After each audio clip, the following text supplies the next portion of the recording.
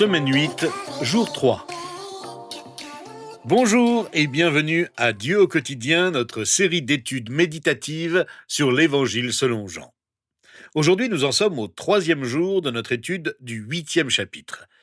Et notre réflexion se concentrera sur les versets 31 et 32. Vous souhaitez connaître une véritable liberté dans votre vie? Qui ne le souhaiterait pas? Vous voulez être libéré de la culpabilité, de l'amertume, des mauvaises habitudes, de la dépression ou du manque de confiance en vous et être libre d'être la personne que Dieu a créée, qui n'aspire pas à une véritable liberté. Jésus parle de liberté aux versets 31 et 32. Nous avons vu hier que beaucoup crurent en lui. Alors il dit aux Juifs qui avaient cru en lui, « Si vous demeurez dans ma parole, vous êtes vraiment mes disciples. Vous connaîtrez la vérité, et la vérité vous rendra libre. » Que de fois n'avons-nous pas entendu cette phrase, « La vérité vous rendra libre ». La Bible du Sommeur traduit cette phrase comme ça, « La vérité fera de vous des hommes libres ». Mais cette phrase est-elle bien comprise? J'ai pu constater dans mes recherches combien de fois elle a été utilisée abusivement. Je l'ai même lu dans un magazine du parti nazi moderne. Je l'ai vu utilisé dans des échanges entre administrateurs et journalistes au sujet de documents de la Maison-Blanche. Je l'ai vu dans des discussions sur l'environnement dans l'Atlantique. Je l'ai vu dans des discussions sur les relations et le mariage. Je l'ai vu dans des discussions sur l'impact de différents personnages historiques. Je l'ai même vu chez des auteurs de science-fiction. Tout le monde utilise cette expression. Et souvent, nous la comprenons mal. C'est l'une des expressions les plus familières de la Bible. La vérité vous libérera. C'est aussi l'une des vérités les plus mal comprises de la Bible. Jésus parle ici de liberté, de ce puissant changement qu'il souhaite opérer dans nos vies. Il parle de liberté. En fait, remarquez bien l'ordre des mots. J'espère, je prie qu'en nous concentrant aujourd'hui sur les versets 31 et 32, vous ne penserez plus jamais que la vérité vous libérera de la même manière que celle dont les propagandes vous parlent. Remarquez la réaction que Dieu souhaite voir se produire dans nos vies et l'ordre dans lequel elle se déroule. Aux Juifs qui ont cru en lui, Jésus a dit « Si vous demeurez dans ma parole, vous êtes vraiment mes disciples. Et alors, vous connaîtrez la vérité, et la vérité vous rendra libre. » Vous voyez l'ordre? Ce n'est pas « connaître la vérité, et la vérité vous libérera ». Non. La phrase qui précède est très importante et fait partie de la promesse de Jésus. La promesse est conditionnelle. C'est seulement si nous demeurons dans sa parole, la parole de Dieu, que la vérité nous rendra libres. La Bible du Sommeur traduit ce verset ainsi. « Si vous vous attachez à la parole que je vous ai annoncée, vous êtes vraiment mes disciples. Vous connaîtrez la vérité, et la vérité fera de vous des hommes libres. » Le mot clé est le mot « demeurer ». Jésus l'utilisera plus tard au chapitre 15 quand il demande à ses disciples de demeurer en lui. Il s'agit d'un attachement tel que la parole de Jésus devient la nôtre, que notre obéissance à la parole nous unit complètement à elle. Il ne s'agit pas de croire seulement que la parole de Jésus, la parole de Dieu, est vraie. Il faut s'y attacher.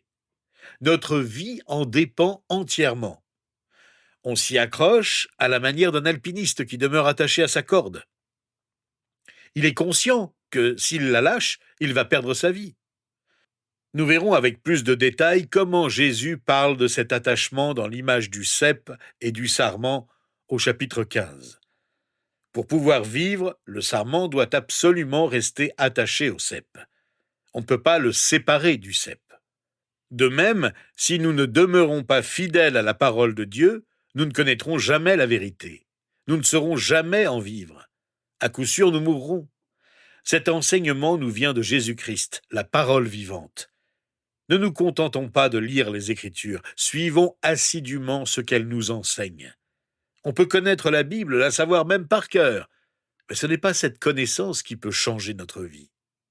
Les chefs religieux connaissaient l'Ancien Testament sur le bout des doigts, mais ils ne croyaient pas.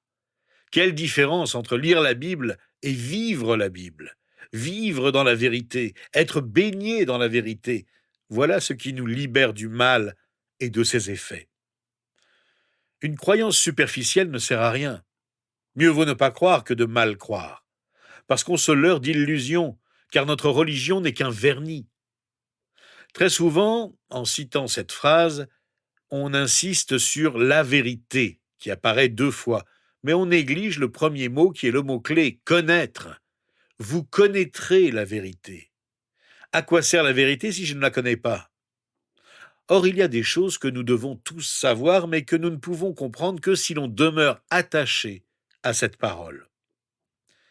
Dans la Bible, le mot connaître a un sens qui dépasse la connaissance de quelqu'un ou de quelque chose, superficiellement ou non.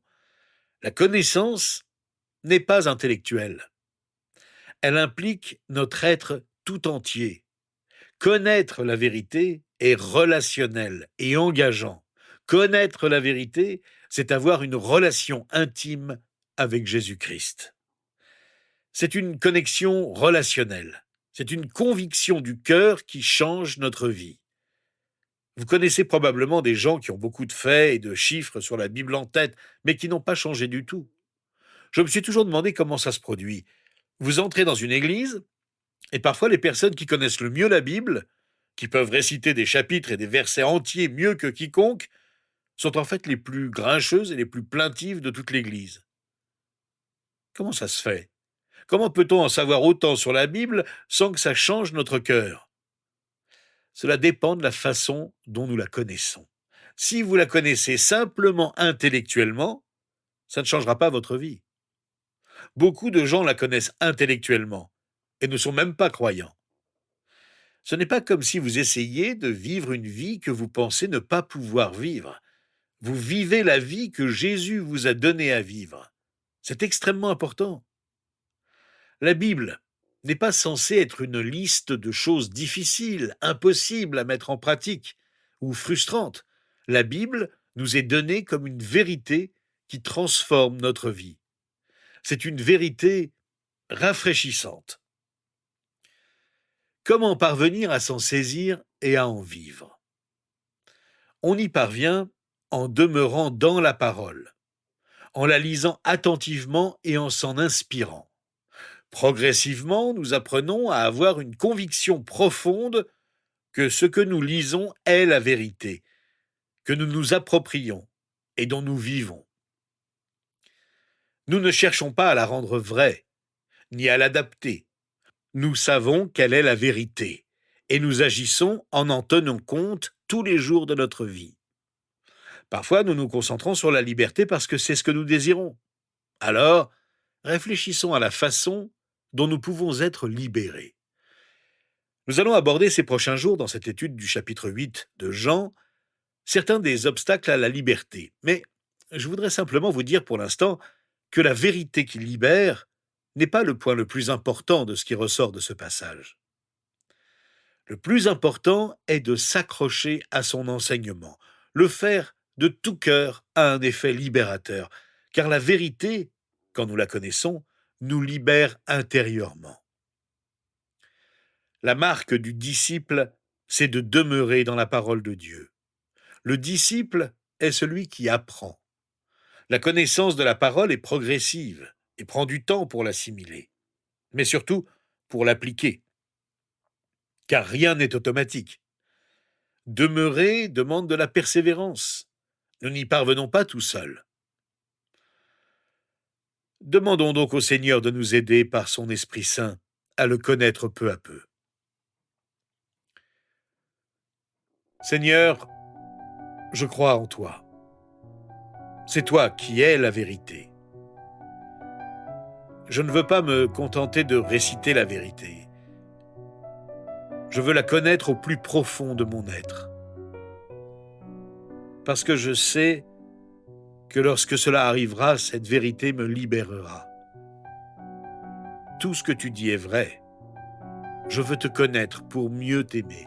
Aide-moi, je te prie, à demeurer dans ta vérité. Je veux être ton disciple et ne jamais contester ce que tu demandes de moi. Tu connais mes faiblesses. Tu sais, là où il m'est difficile de résister aux tentations.